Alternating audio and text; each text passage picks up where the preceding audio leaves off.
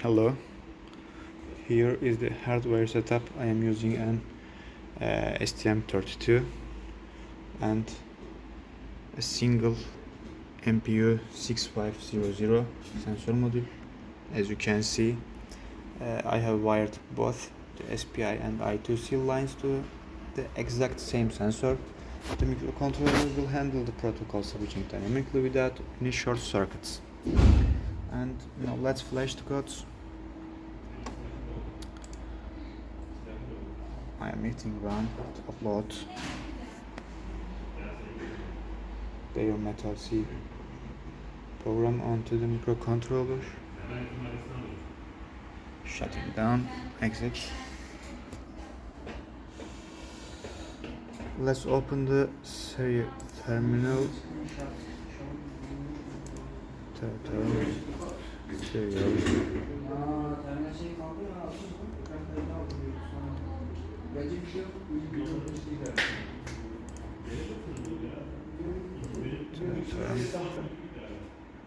Serial and 7. Tap serial port.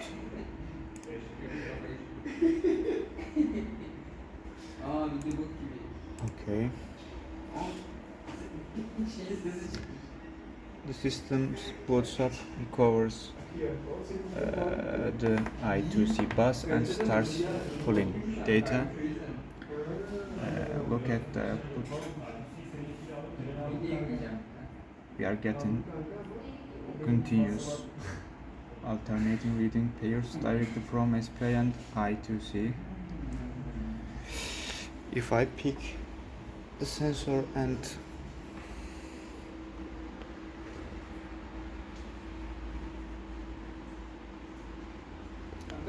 tilt it like this, you can see the accelerometer and gyroscope values updating instantly on both protocols. The runtime switching works flawlessly.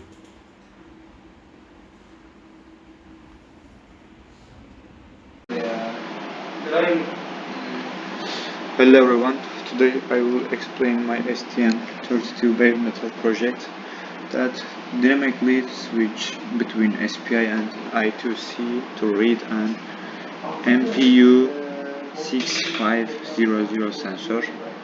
Let's go through the codes. At the top we have register definitions and basic non-blocking delay functions.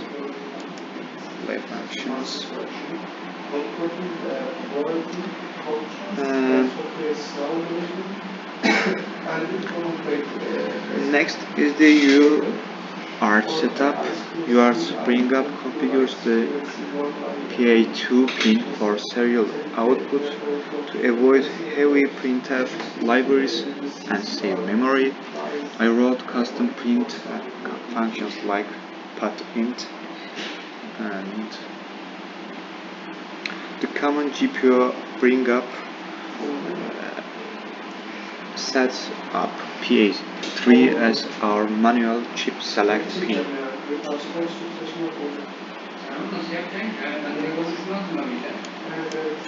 PA3. This I2C unstick function is a critical safety feature. If the I2C slave locks up and holds the data line low, this function temporarily turns pin into GPUs. It bangs the clock line up to 9 times and manually generates a stop condition for the bus. And SPI functions. For the SPI driver, SPI client pin sets the alternate functions, and the SPI shift functions.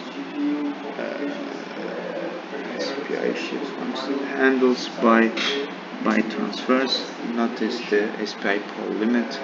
If the hard wave hangs, this timeout ensures the code safely appears instead of freezing forever.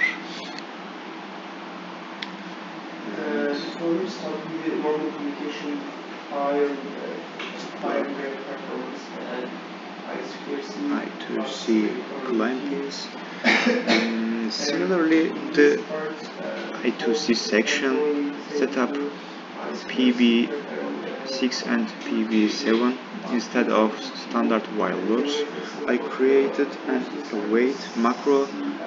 It adds a strict timeout to every hardware flag check during the start, transmit, and read phases.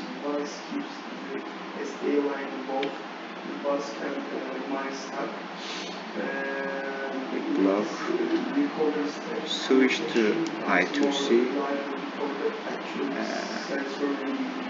Here is the core logic for multiplexing the switch to I2C and switch to SPI.